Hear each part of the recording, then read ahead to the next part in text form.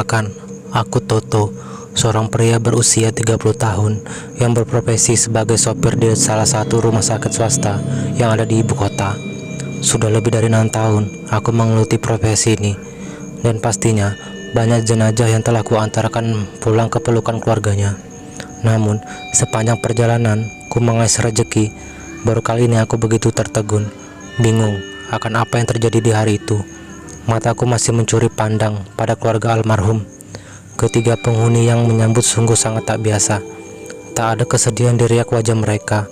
Bahkan yang lebih membuat aku menelan ludah kalau aku menyadari 10 menit berlalu tidak ada tanda-tanda warga menghampiri keluarga tersebut. Aku sempat sengaja menyembunyikan sirene untuk membuat kebisingan yang mungkin bisa membuat warga berdatangan. Tapi yang kemudian terjadi malah membuat bulu kuduku merinding. Semua terlalu di luar akal sehat.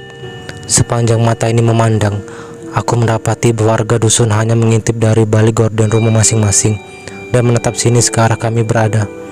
"Maaf Pak, jenazah mau kapan diturunkan?" tanyaku pada lelaki tua penghuni rumah dengan sopan.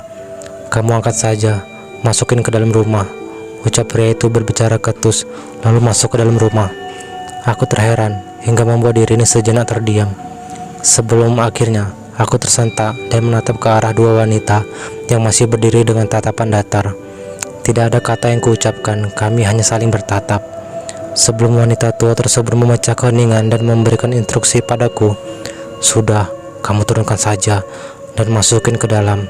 Nanti ibu tambah uang untuk kamu," seru wanita tua itu. Aku tak merasa senang dengan iming uang yang dia janjikan. Malah perkataan itu membuat aku semakin bergidik ngeri dengan apa yang terjadi. Kampung apa ini? Apa yang sebenarnya terjadi hingga jenazah yang diantarkannya maupun keluarga ini seperti terkucilkan, tanyaku membatin. Ku buka pintu ambulan walau aku masih ragu akan diri sendiri. Apa aku kuat mengangkat jenazah sebesar ini? Gumamku. Perlahan aku menarik tubuh gempal itu dan hendak meletakkan di bahu. Sekuat tenaga aku membopong. Namun mati itu bak pohon besar yang kokoh. Sejengkal pun aku tak mampu untuk memindahkannya. Pundakku tak dapat menahan bobot yang teramat berat. Aku seketika terampas jatuh beserta jenazah yang tadi ku coba angkat. Sekuat tenaga kembali aku menepikan tubuh itu dari atas tubuhku yang masih tergeletak. Nafasku terengah dengan urat-urat tangan yang menonjol. Saking kuatnya aku mendorong mayat tersebut. Kembali aku tak habis pikir. Kedua wanita itu tak sedikit pun bergeming coba untuk membantu. Mereka hanya menatap aku yang terpingkal tanpa sepatah kata pun dengan ekspresi yang datar. "Maaf Bu," ucapku kegelagapan dan langsung mencoba mengangkat mayat itu. Namun kala aku membalikkan mayat tersebut, seketika bulu kuduku bergeding dan kembali melepas pangkuan tangan ini dari tubuh tersebut. Astagfirullah, spontan lisanku mengucap kaget. Kudapati mata dari jenazah itu terbuka. Dia memelototi diriku. Aku tak kuasa menahan takut. Terlebih saat aku kembali melihat dua wanita yang menemani aku di sana. Lagi-lagi bulu kuduku bergerdik melihat ekspresi datar mereka dengan wajah yang pucat pasi masih terus menatap diriku seolah tak ada hal yang terjadi. Sekujur tubuhku gemetar. Suasana pun seketika terasa lebih dingin, yang membuat aku terasa sulit untuk menggerakkan tubuh. Wanita purba itu lalu tersenyum tipis. Sudah, seret mayat anak itu ke dalam," titahnya.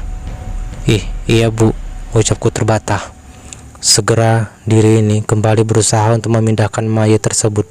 Namun sekuat apapun usaha yang aku lakukan, aku tetap tak mampu memindahkan mayat itu walau hanya sejengkal. Napasku terengah hebat, keringat membasahi sekujur tubuh. Bahkan urat di tangan menonjol saking kerasnya aku mencoba. Di tengah usaha diri ini untuk memindahkan tubuh aku itu, aku malah tersentak. Ku rasakan tanganku seperti tergenggam. Satu tangan menggenggam erat tangan kiriku, tangan hitam dengan kuku panjang yang tajam. Tangan itu merupakan tangan dari mayat yang coba ku angkat. Mataku terbelalak menatap kejadian itu. Aku hanya dapat bergumam dalam hati, "Lepas, lepas."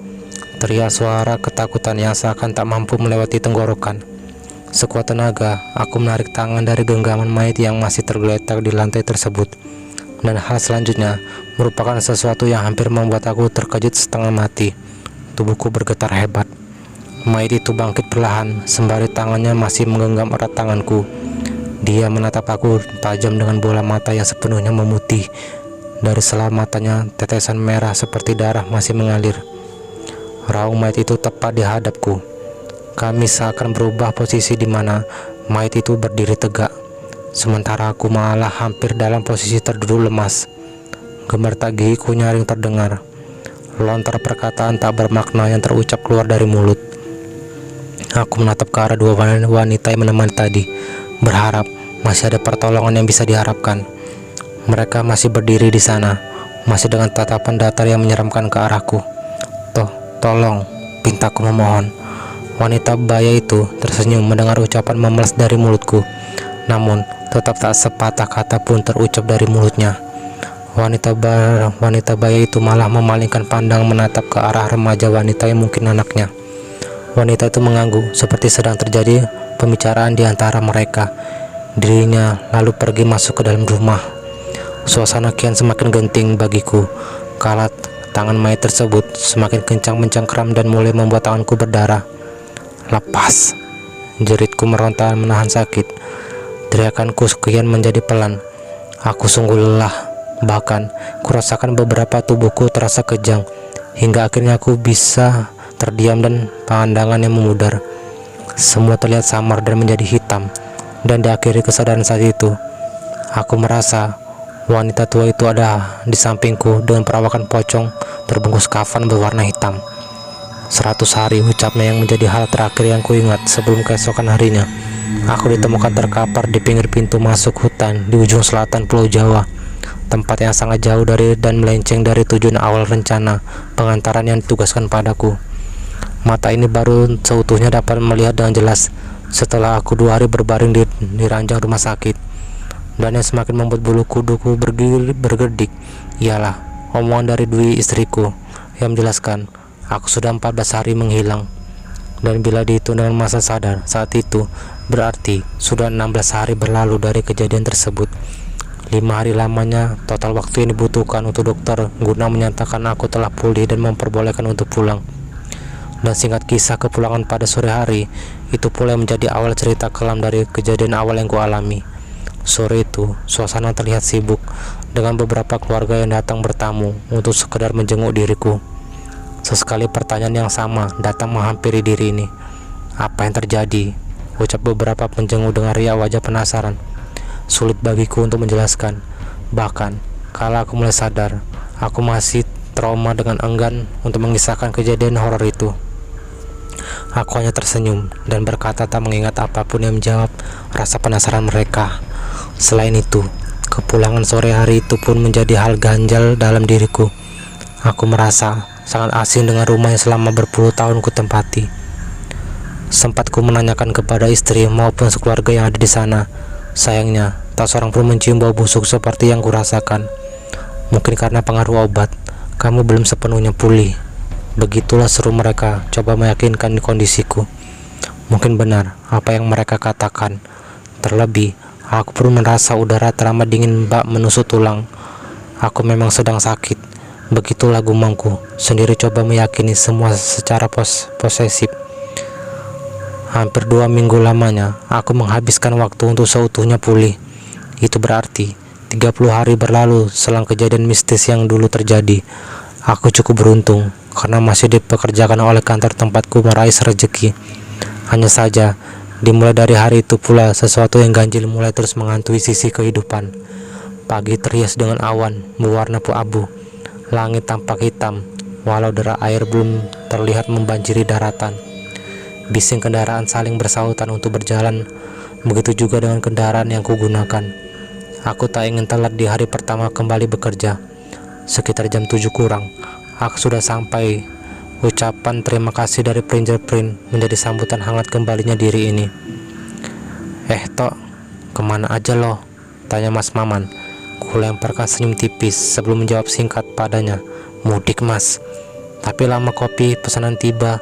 Walau masih terasa panas, tangan ini tetap meraih gelas tersebut dan coba menyeruputi kopi itu. Aku dengar kamu sempat menghilang, Tok. Tanyanya kembali sembari duduk di sampingnya, namun dengan posisi membelakangi diriku. Deru nafasku panjang, bosan tak menjawab pertanyaan tersebut. Enggak kok mas, aku mudik, ucapku kembali dengan jawaban yang sama. Tok, ngomong dengan siapa? Seru Mas Maman tiba-tiba sembari mengantarkan kopi pesananku. Aku terkejut melihat dia ada di belakangku. Lantas, siapa pria yang masih duduk membelakangi diriku? Tak butuh waktu lama, sosok itu membalikkan tubuhnya. Aku dapat melihat jelas wajah yang kerap hadir dalam mimpi burukku. Sosok yang membuat aku trauma. Mayat itu hadir menampakkan diri di pagi hari tersebut. Gumamku terbatas kembali menuju ke arah dia berada. Tok, kamu kenapa? Tanya Mas Maman yang heran melihat diri ini gelagapan ketakutan. Suara bisik kembali bergema di dalam otak. 100 hari, 100 hari. Sayu ucapan seorang wanita seakan berbisik di daun telinga kiriku. Nah, semua seketika berbeda dengan apa yang tadi kulihat. Aku seakan kembali mengulang kejadian waktu itu.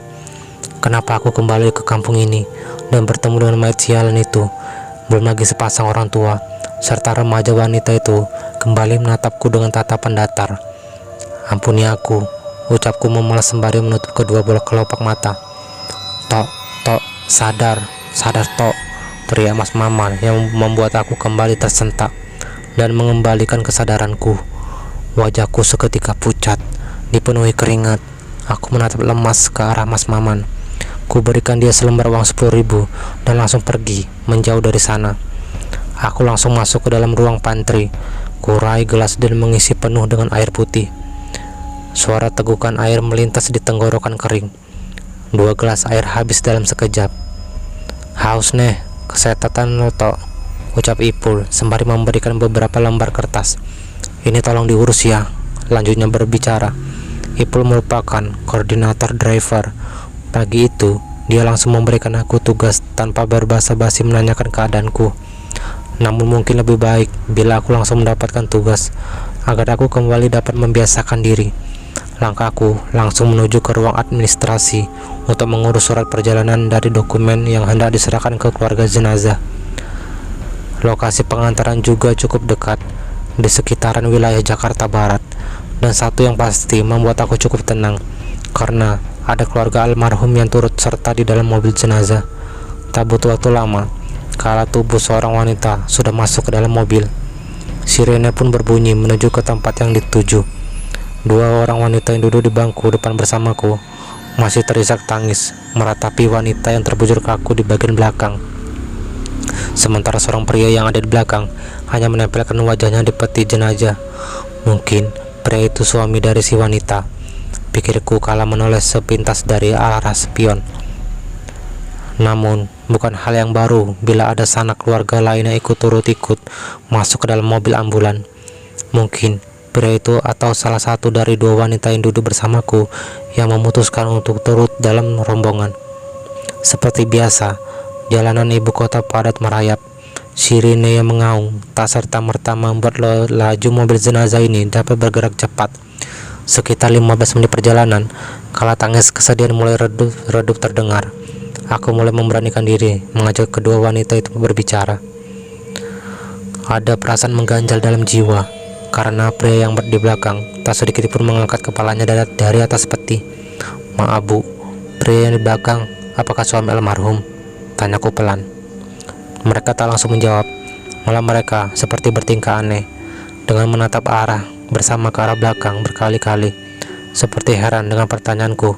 Hampir semenit lamanya, lalu kemudian salah seorang bertanya padaku, "Pria Mas, yang ikut di mobil ini hanya kami berdua," ucap salah seorang dari mereka yang membuat diriku seketika bergidik. Bahkan marahi mendadak mobil jenazah itu. Bising suara klakson dan makian dari luar mobil jelas terdengar karena aku menghentikan mendadak laju mobil tersebut. Aku tak dapat menahan diri dan langsung menoleh ke pandangan menatap arah belakang, tempat di mana sosok pria itu berada. Tepat di pembatas kaca, mayat pria gempal yang pernah kuantar sudah menempel wajah busuknya. Jeritku semakin menjadi kala kudapati 2 wanita yang duduk di sebelah merupakan sosok wanita misterius keluarga dari mayat tersebut. Tanganku gemetaran mencoba membuka pintu mobil. Dan lagi si wanita tua itu mengulang perkataan yang sama. 100 hari, ketus dia berbicara dengan wajah yang sinis, membuat aku semakin bertingkah tak karuan. Dengan tangan gemetar, aku terus mencoba membuka pintu mobil, dan akhirnya pintu itu terbuka lebar. Astagfirullah, teriak wanita yang duduk di sebelahku sembari menutup mulutnya dengan tangan.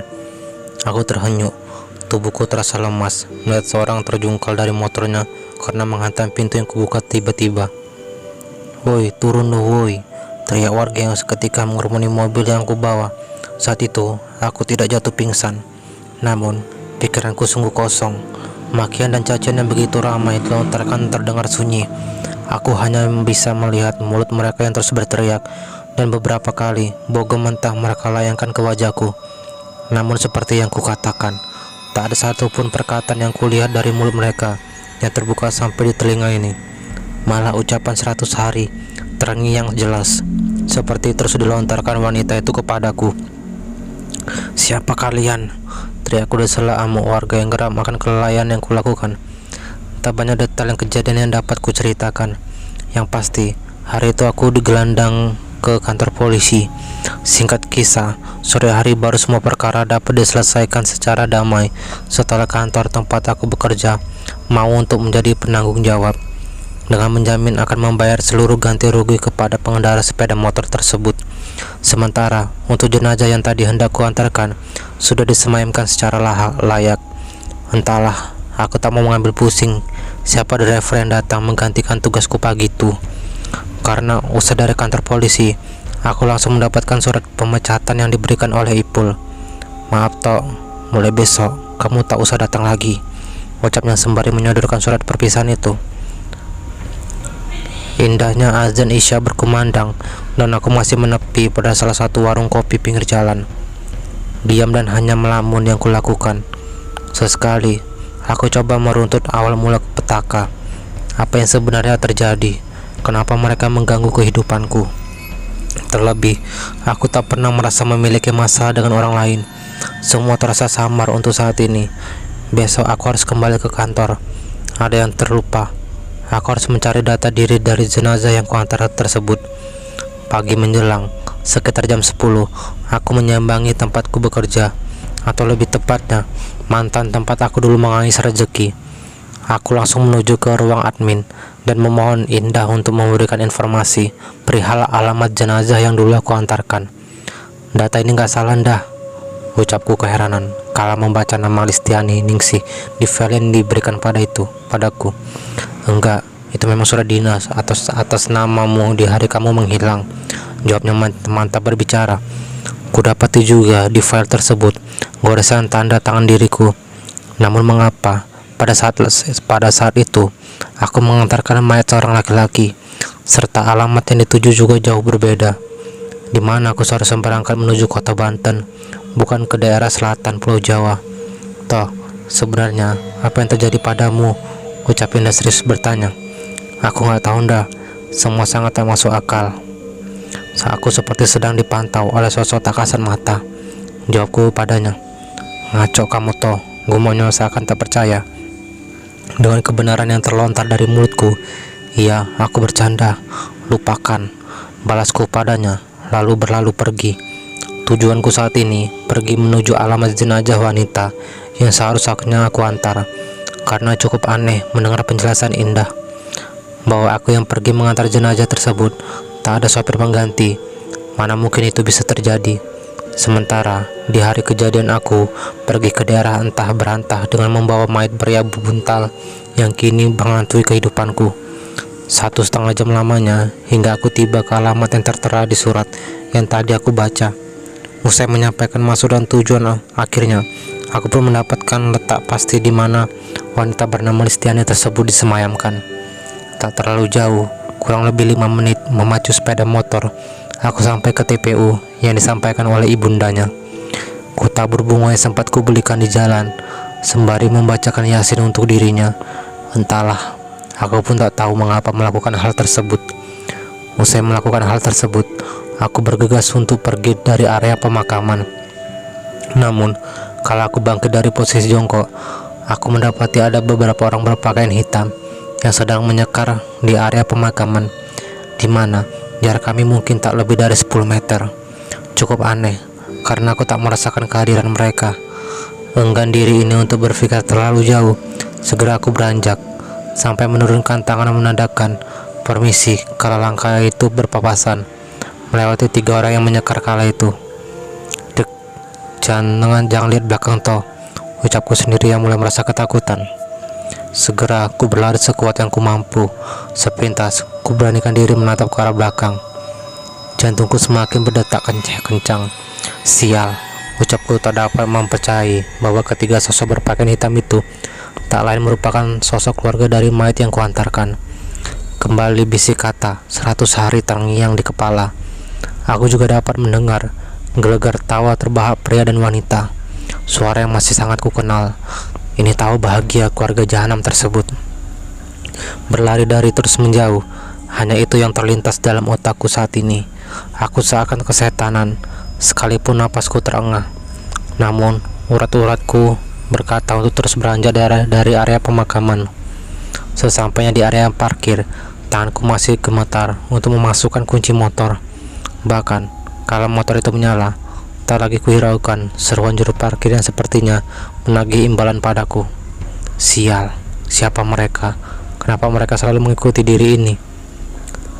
Bahkan kini mereka berdiri di tepi jalan sembari memandangi diriku. Iya, seluruh isi keluarga tersebut ada di sana. Mereka di sana mematung dengan kain kafan hitam membalut tubuh mereka, kecuali si pria tua. Dia sangat berbeda, di mana dia mengenakan setelan baju biasanya layaknya penampilan manusia umumnya. Aku hanya fokus menatap jalan tanpa mau menoleh ke arah pinggir sedikit pun. Sepanjang perjalanan mereka selalu ada, seakan jalanan ini dipenuhi oleh kumpulan demit tersebut. 20 menit mungkin berlalu, barulah mereka menghilang dari pandanganku. Jalanan tampak ramai, namun kembali aku merasa asing, seakan aku tak pernah sekalipun melewati jalur protokol ini. Kupacu motor ini lebih cepat sampai aku merasa aman. Barulah aku mengurangi kecepatan. Kulihat keadaan sekitar. Di mana ini? Tanyaku dalam hati. Terpampang tugu tepat di tengah jalan. Ada tulisan aksara Jawa terpajang di bawah tugu itu yang tak dapat ku mengerti artinya. Kali ini aku menepikan diri. Kusinggahi salah satu warung makan tepian jalan. Logat Jawa kental terdengar dari lisan para pengunjung. Aku merasa heran. Kenapa tidak seperti logat Jakarta atau bahasa Sunda yang semestinya ku dengar? Ajeng, pesen apa mas? Tanya pelayan warung itu menggunakan bahasa Jawa. Es teh manis satu mbak, pesanku padanya. Dahar mboten mas. Enggak mbak, itu aja dulu. Oh ya mbak, maaf, ini daerah mana ya mbak? Tanyaku. Pelupuh mas, jawabnya singkat. Aku sangat asing mendengar nama daerah tersebut. Lebih lanjut, aku pun menanyakan detail pasti lokasi keberadaan saat ini. Pelupuh itu di mana mbak? Tanyaku kembali. Niki masih saking pundilan, Ajeng tindak pundi. Saya Toto mbak, saya dari Jakarta. Terus Ajeng nopoten Seragen mas. Seragen? Ucapku tak mempercayai apa yang disampaikan oleh penjaga warung makam tersebut. Bagaimana mungkin aku bisa melakukan perjalanan sejauh ini, padahal hanya sekitar sejam dari tempat TPU tadi. Kurogoh handphone di saku celana guna mengabari istri dan keluarga perihal keberadaanku saat ini. Dan mungkin aku juga akan menginfokan tak akan pulang hari ini. Namun niat itu terpaksa aku urungkan karena handphoneku sudah kehabisan daya baterai. Sejenak aku terdiam sembari melegakan dahaga ini. Kunyalakan sebatang rokok guna mengusir gundah di hati. Aku harus memikirkan cara untuk pulang dengan segera. Namun untuk saat ini aku tak mau memaksa diri untuk memacu kendaraan roda 2 untuk melewati lintas provinsi. Terlebih jam yang terpajang di dinding warung sudah menunjukkan jam 4:30 sore. Sudahlah, aku akan mencari penginapan malam ini, ujarku sembari meraih koran yang ada di atas meja. Headline berita politik menjadi penghias halaman utama. Hah, ini nggak salah. Cetus nada bicara keheranan terlontar dari mulutku. Sontak, mataku menoleh ke arah mbak penjaga warung. Mbak, sekarang tanggal berapa? Tanyaku spontan memastikan tanggal yang tertera di koran itu salah. 12 Mei loh mas. Jamnya singkat, yang membuat sekujur darah di dalam tubuh ini seakan berhenti. Mana mungkin ini tanggal 12? Tanyaku frustasi dalam hati. Itu artinya aku kembali menghilang selama 9 hari, dan ini merupakan hari ke-40 pasca kejadian terkutuk itu terjadi. Aku sungguh syok. Ku pegangi kepala yang terasa sangat pusing karena memikirkan kejadian yang terus tak dapat dinalar. Agak lama ku diam sebelum otak ini sedikit mulai dapat berpikir jernih. Berbekal info dari wanita pemilik warung, aku pergi ke pasar terdekat untuk membeli casan HP. Pasti orang rumah sedang mencariku saat ini, bila memang sekarang tanggal 12 Mei. Singkat kisah malam ini, aku menginap di losmen sederhana. Sesampai di tempat penginapan, segera ku cas HP. Tak menunggu waktu lama, aku menekan tombol power. Aku harus cepat, karena aku pun tak dapat menjamin akhir kehidupan ini. Hanya saja, aku seperti menghitung mundur sisa hidup 100 hari. Itulah yang selalu terngiang dalam bawah sadar. HP menyala berbunyi, berdering silih berganti. Banyak pesan masuk, maupun telepon yang menghiasi notifikasi. Segera aku menekan nomor telepon istriku. "Halo sayang, halo," ucapku berkata kala panggilan itu masuk. Hanya suara terputus dan kresek yang kudengar. "Halo," ucapku kembali. "Mas toh," begitulah suara samar yang terdengar, yang membuat aku semakin gundah. Aku mencoba keluar dari kamar. Tiba-tiba suara kresek itu menghilang, tepat dengan tanganku yang sedang memegangi pedal pintu kamar. Tangan kiriku yang masih memegangi HP seketika gemetar, seiring gemar tagiku yang berbenturan. Lagi terngiang suara 100 hari berbisik di telinga kiriku. Suara itu terdengar dari panggilan handphone yang kulakukan, dan kurasakan juga sejuntai tangan memegangi pundakku. Aku tak dapat memastikan siapa sosok yang ada di belakang, namun firasatku di hati meyakini pria besar yang dulu ku antarkan jenazahnya merupakan sosok yang mencengkeram diri ini. Hal itu dapat ku asumsikan dari besarnya kepala tangan yang mencengkeram bahuku. HP di tangan seketika terlepas dari genggaman. Kedua tanganku meronta memegangi pedal pintu yang tak kunjung terbuka. Cengkeraman itu semakin kuat terasa, dan tanpa sadari tanganku tak mampu lagi meraih genggam pintu karena tubuh ini sudah terangkat. Brak, suara hantaman keras bersumber dari tubuhku yang terjatuh menghajar pipa kasur. Sosok itu melemparkanku dengan kencang. Mataku menyipit, dengan tangan memegangi area pinggul yang terasa sakit. Kupandangi sosok demit besar itu dengan perasaan takut. Dia masih berdiri di sana dengan usut yang sangat menyeramkan, kain kafan hitam, serta aliran darah yang terus mengalir dari kedua bola mata itu. Desis-deru napas mayat itu kasar terdengar. Aroma anyir busuk juga kental tercium, yang sontak mengingatkan akan aroma tak sedap yang pernah kutanyakan sewaktu kembali ke rumah. Aku tak dapat mengatakan betapa takutnya diri ini. Sekujur tubuh bergerdik hebat. Malah aku merasa tak dapat sedikit pun mengerjakan tubuh. Mataku hanya tertuju pada jendela kamar, jalan satu-satunya yang mungkin bisa membuat aku terlepas dari maut saat ini. Ini sisa tenagaku. Segera aku melompat dari kasur dan menerjang jendela kamar. Prang, suara bising kembali terjadi. Aku berhasil keluar dari kamar itu dengan beberapa pecahan beling bersarang di tangan. Apakah aku sudah bebas? Tidak. Aku tak dapat mempercayai semua ini. Semua bukan salahku, ucapku memelas. Air mata menetes ke pipi kala aku menyadari saat ini berada di dusun terpencil rumah dari mayat besar itu berada. Dengan posisi mayat itu tepat berada di depan rumah. Sementara ketiga keluarganya berdiri memandangi aku dengan tatapan tajam. "Maaf pak, maaf bu, sungguh aku tak bermaksud," ucapku berlutut memohon ampun. Tepat di bawah kaki pria gumpal itu, kepala ini masih menempel, tak berani untuk mengangkat. Bayang-bayang hitam masih terlihat di sela sembah maaf yang kulakukan. Namun amarah keluarga ini seperti tak akan berakhir dengan satu perkataan maaf. Badanku tergorong hingga terjatuh tepat di atas mayat itu. Wajah kami saling bertatap dan membuat aku mengingat siapa sosok tersebut. Iya, dia pria yang tak sengaja aku tabrak kala aku mengantar jenazah beberapa bulan lalu. Aku bukannya membawa dia ke rumah sakit, malah memanfaatkan organ tubuhnya untuk menunai pundi rupiah. Sebelum akhirnya mayat itu kulemparkan ke tempat hutan di mana aku ditemukan. Maaf, lagi dan lagi mulutku memelas di tangan orangan mayat itu yang kembali membuka matanya. Sore menjelang malam, aku sedikit merasa lelah sepulang mengantar jenazah ke daerah Plupuh Sragen. Cuaca sedikit tak bersahabat. Hujan turun dengan deras, semakin membuat mataku tak kuasa menahan kantuk. Aku memasuki jalur lintas dengan pemandangan ribuan pohon yang mengarah masuk ke dalam hutan yang masih terjaga. Aku tak dapat menjaga laju mobil ini sebelum cahaya dari depan membuat aku terkejut serta menyadari sungguh keluar dari jalur hingga membuat nyawa seseorang pengendara motor tewas. Aku selalu berpikir akan arti 100 hari yang dimaksud dan menyadari 100 hari lamanya berlalu dari peristiwa itu. Dia kembali untuk menuntut balas padaku. Manusia, seiblis engkau tidak akan pernah mendapat maaf, ujar surau parau menghardik diri ini.